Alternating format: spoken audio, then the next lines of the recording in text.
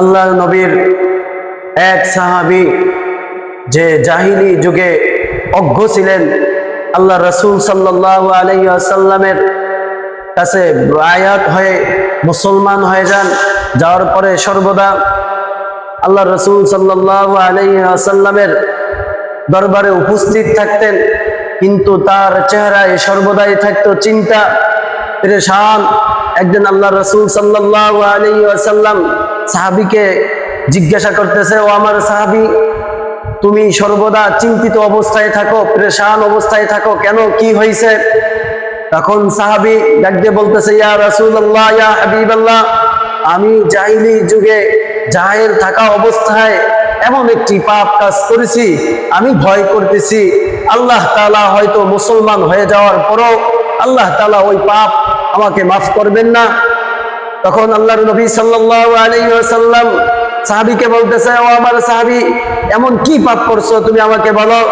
তখন ওই সাহাবী বলতেছেন যে, হে আল্লাহর নবী, আমি অজ্ঞ থাকা অবস্থায়, জাহিলি থাকা অবস্থায় আমি অনেক কন্যা সন্তানদেরকে হত্যা করেছি, কিন্তু আমার একটি কন্যা সন্তান যখন দুনিয়ায় ভূমিষ্ঠ হলো, জন্মগ্রহণ করলো, আমার স্ত্রী আমার নিকট জোর আবেদন করলো, সুপারিশ করলো যেন আমি তাকে হত্যা না করি।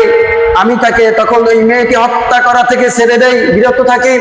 যখন মেয়েটি আস্তে আস্তে বড় হইতে থাকে, মেয়েটি অনেক সৌন্দর্য বাড়তে থাকে, মেয়েটি অনেক সুন্দরী হয়, আশেপাশের যুবকরা তাকে বিবাহ করার জন্য প্রস্তাব দেয়, কিন্তু আমি জাহিলি থাকার কারণে, জাহিলিয়াত আমার ভিতরে থাকার কারণে আমি সঠিক সিদ্ধান্তে পৌঁছতে পারি নাই। এখন আমি তখন এই বলতে পারি নাই যে, এই সিদ্ধান্ত করতে পারি নাই যে আমি তাকে রেখে দেব নাকি বিয়ে সারা বিয়ে তাকে দিয়ে দেব। তখন অবশেষে আমি আমার স্ত্রীকে গিয়ে বললাম, আমার কন্যা সন্তানকে আমার কাছে আমার সাথে দিয়ে দাও, আমার বংশের অমুক অমুকের বাসায় বেড়াতে যাব। তখন স্ত্রী তাকে সুন্দর পোশাক পরিয়ে দিলেন, অলংকার পরিয়ে দিলেন এবং স্বামীকে বললেন, আপনি আমার সাথে অঙ্গীকার করেন যে আমার এই কন্যা সন্তানের কোনো ক্ষতি করবেন না।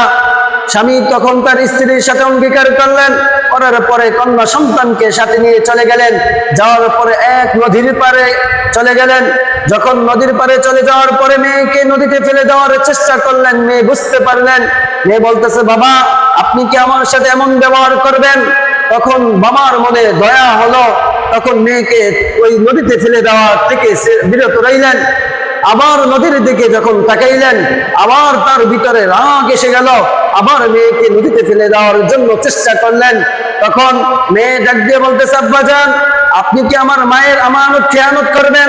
আমার মায়ের সাথে অঙ্গীকার করছেন যে আমার কোনো ক্ষতি করবেন না, আপনি কি আমার এখন ক্ষতি করবেন? তখন আমার মনে দয়া হলো, আমি তাকে ছেড়ে দিলাম। অবশেষে শয়তান চলে আসলো, এসে আমার উপরে গালেব হয়ে গেল, বিজয় হয়ে গেল।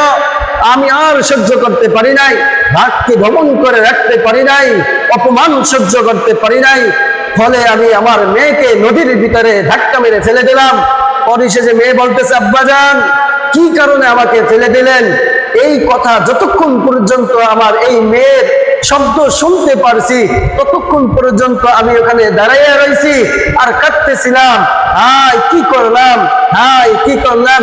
এই কাহিনী যখন সাহাবী রাসূলুল্লাহ সাল্লাল্লাহু আলাইহি ওয়াসাল্লামের দরবারে বলতেছিলেন, তখন রাসূলুল্লাহ সাল্লাল্লাহু আলাইহি ওয়াসাল্লাম, সাহাবায়ে কিরাম রাদিয়াল্লাহু তাআলা আনহুরা উপস্থিত ছিলেন, সকলেই কান্না শুরু করে দিলেন। আর সাহাবীকে আল্লাহ রাসূল সাল্লাল্লাহু আলাইহি ওয়াসাল্লাম ডাক দিয়ে বললেন, ও আমার সাহাবী, যদি জাহিলি যুগের কোনো অপরাধের কারণে আল্লাহ তাআলা আমাকে আদেশ করতেন তোমাদেরকে শাস্তি দেওয়ার জন্য, তাহলে অবশ্যই আমি তোমাকে এর কারণে শাস্তি দিতাম। অতএব আল্লাহ তাআলা আমাকে শাস্তি দেওয়ার আদেশ করেন নাই, এই জন্য হয়তো আল্লাহ তাআলা তোমাকে তওবা করার কারণে মাফ করে দিবেন।